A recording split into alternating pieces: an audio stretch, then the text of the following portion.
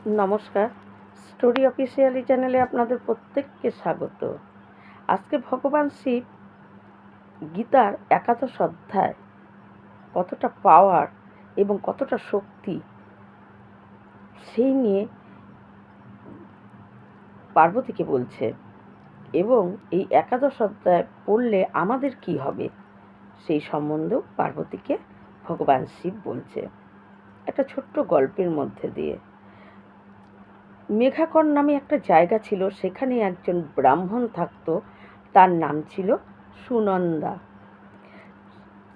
সেই ব্রাহ্মণ প্রতিদিন গীতার একাদশ অধ্যায় পাঠ করতেন।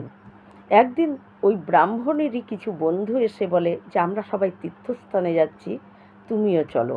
ব্রাহ্মণ তাদের সঙ্গে তীর্থস্থানে যায় এবং যেতে যেতে একটা গ্রামে দেখে সন্ধ্যা পার হয়ে গেছে, তাই রাতটা কাটানোর জন্য তারা একটা অতিথিশালায় রাতটুকু বিশ্রাম নেবে বলে সেখানে থাকে। কিন্তু সকালবেলায় উঠে দেখে সেই ব্রাহ্মণ যে তিনি যাদের সঙ্গে এসেছিলেন, যেই বন্ধুরা, একজনও নেই। তিনি অবাক হয়ে যান, আরে আমাকে না বলে সবাই কোথায় চলে গেল। তিনি নিজে অবাক হয়ে যান যে আমাকে না বলে সবাই চলে গেল।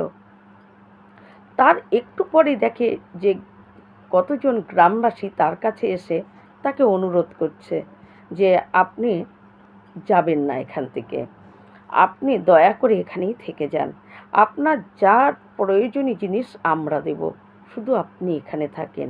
ব্রাহ্মণ অবাক হয়ে যায় যে হঠাৎ গ্রামবাসীরা আমাকে এখানে থাকার জন্য অনুরোধ করছে কেন। গ্রামবাসী বলে যে ঠিক আছে, আমি থেকেই গেলাম। তার একটু পরে দেখে কিছু গ্রামবাসী তার কাছে আসে এবং এসে বলে যে আপনাকে আমরা একটা কথা বলিনি, সেদিনকে রাতে আপনারা অতিথিশালায় ছিলেন এবং আপনার সঙ্গে যারা সেই আপনার বন্ধুরা এসেছিল তাদের প্রত্যেককে রাক্ষস খেয়ে ফেলেছে। আসলে এই গ্রামে একটা রাক্ষস প্রতিদিন আমাদের গ্রামবাসীদেরকে খেয়ে নিত। তাই একদিন আমরা রাক্ষসের সঙ্গে কথাবার্তা বলে নিই যে তুমি গ্রামবাসীদেরকে খেতে পারবে না, অতিথিশালায় যারা থাকবে তুমি তাদেরকে খাবে। তাই আপনার সঙ্গে যারা এসেছিল সবাইকে খেয়ে নিয়েছে, কিন্তু আপনাকে খায়নি। নিশ্চয়ই আপনি কিছু জানেন। কালকে আমার ছেলে বাইরের থেকে সে গ্রামে আসছিল এবং সে জানতো না যে আমাদের রাক্ষসের সঙ্গে এই সব কথাবার্তা হয়েছে।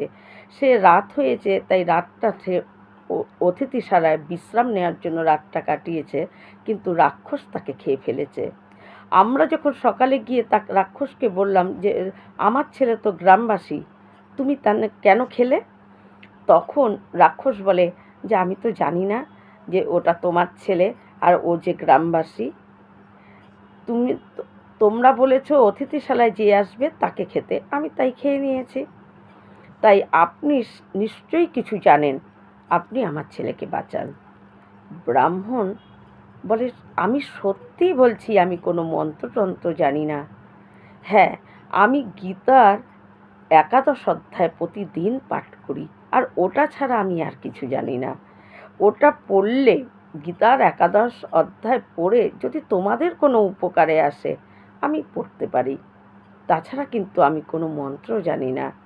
তখন গ্রামবাসীরা নিয়ে যায় ব্রাহ্মণকে সেই রাক্ষসের কাছে। ব্রাহ্মণ রাক্ষসের সামনে গিয়ে গীতার একাদশ অধ্যায় তিনি পাঠ করেন এবং পাঠ করার পরে ব্রাহ্মণ কী করে, হাতে জল নিয়ে ওই রাক্ষসের গায়ে ছিটিয়ে দেয়, আর রাক্ষস অমনি মুক্তি পেয়ে যায়। উপর থেকে বিমান আসে রাক্ষসকে নেওয়ার জন্য।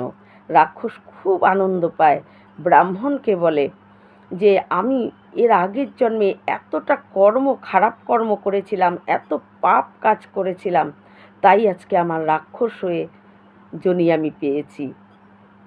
আপনি গীতার একাদশ অধ্যায় পড়ে আমার সমস্ত পাপ থেকে, আমার সমস্ত বাজে কর্ম থেকে আমাকে আজকে মুক্তি করে দিলেন।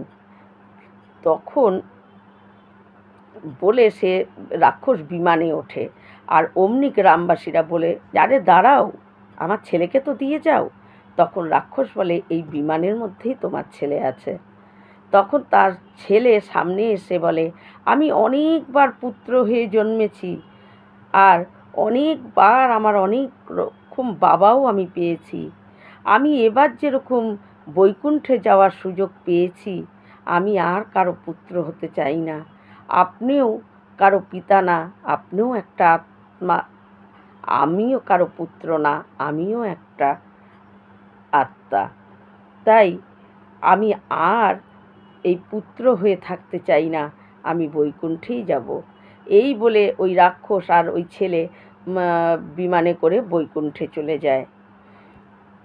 ভগবান শিব পার্বতীকে তখন বলছে যে, পার্বতী, যদি কারো বিপদের পর বিপদ আসতেই থাকে, একটা বিপদ পার করতেই আর একটা বিপদ যদি কারো সামনে চলে আসে, সে যদি গীতার একাদশ অধ্যায় পাঠ করে, সে বিপদ থেকে মুক্তি পেয়ে যায়, তার আর বিপদ আসে না। আর এরকম বিপদ যদি তার আসে, সেই বিপদ তখন তার আসবে না এবং সেই বিপদ থেকে সে মুক্তি পেয়ে যাবে। তাই গীতার একাদশ অধ্যায় এতটাই পাওয়ারফুল, এতটা শক্তি, এবং যদি কেউ গীতার একাদশ অধ্যায় মনোযোগ দিয়ে প্রতিদিন পাঠ করে, সে সমস্ত বিপদ থেকে সে রক্ষা পেয়ে যায়। তাই একাদশ অধ্যায় গীতার প্রতিদিন পাঠ করা আমাদের প্রত্যেকেরই খুব দরকার এবং উচিত। কারণ আমাদের জীবনেও অনেক বিপদের পর বিপদ আসতে থাকে, আর সেই বিপদ থেকে যদি আমরা মুক্তি পেতে চাই, বিপদ থেকে যদি আমরা রক্ষাও পেতে চাই, তাহলে আমাদের গীতার একাদশ অধ্যায় প্রতিদিন পাঠ করতে হবে। এই রকম ভিডিও পাওয়ার জন্য আমার চ্যানেলটিকে সাবস্ক্রাইব করবেন। নমস্কার।